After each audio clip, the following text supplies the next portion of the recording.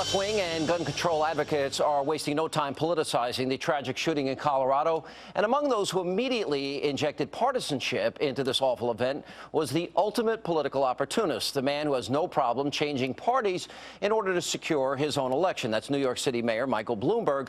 Now, believe it or not, on Monday, he actually suggested that police go on strike until more gun control laws are in fact passed.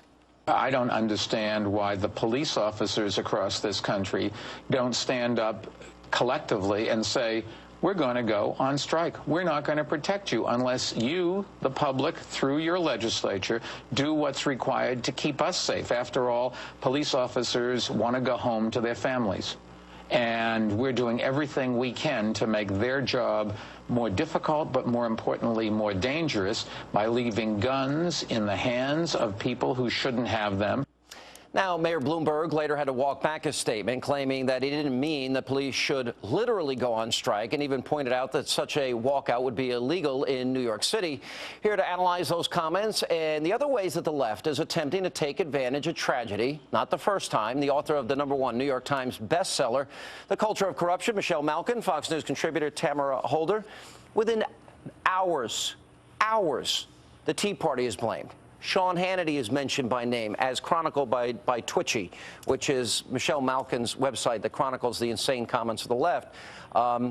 Within hours, exploitation used for a political purpose. Why this instant knee-jerk reaction by your side after almost every tragedy to do this? Why?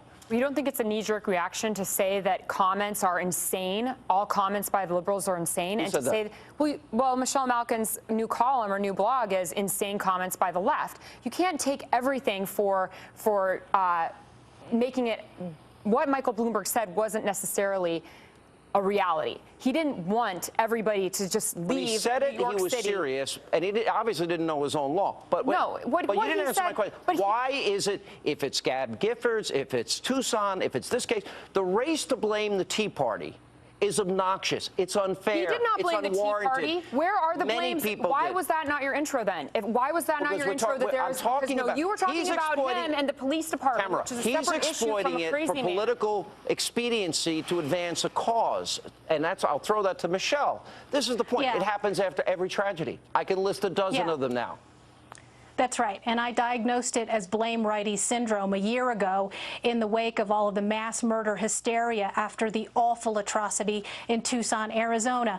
I wish that Tamara would confront reality one of these days. You just played this certifiably insane comment from Michael Bloomberg. Reality is also not self-diagnosing. Wait a minute. Let me put the pause button on you, and let me put a pause button on this entire madness that we've had after the Aurora atrocity. Michael Bloomberg, who was an elected government official, essentially endorsed anarchy. He called on police officers who are paid and who are employed by the government to protect and to serve to go on strike. And then afterwards, he had to eat his own words because, of course, his lawyers probably reminded him of something called the Taylor Ordinance, which prohibits government officials from officially endorsing public strikes like this, which endanger the public. These people are not concerned about public welfare, public safety,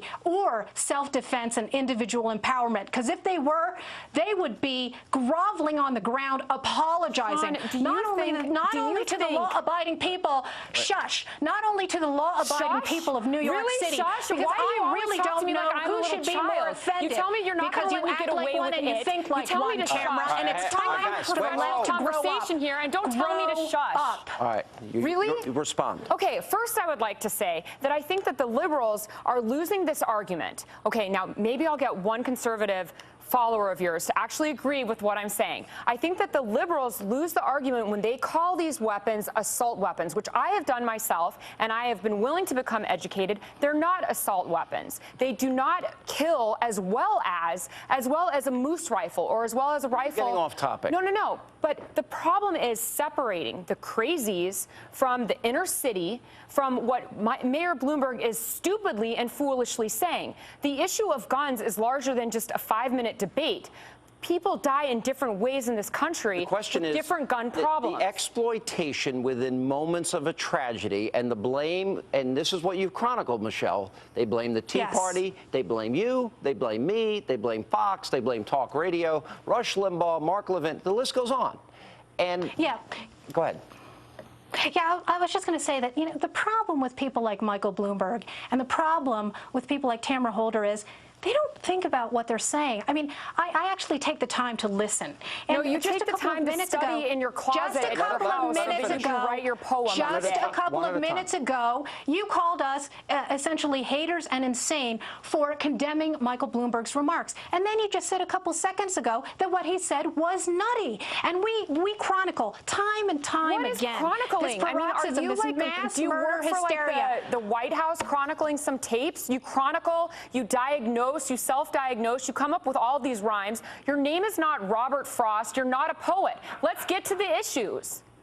This is just an extension of you're just a blogger. Okay, I've heard this before.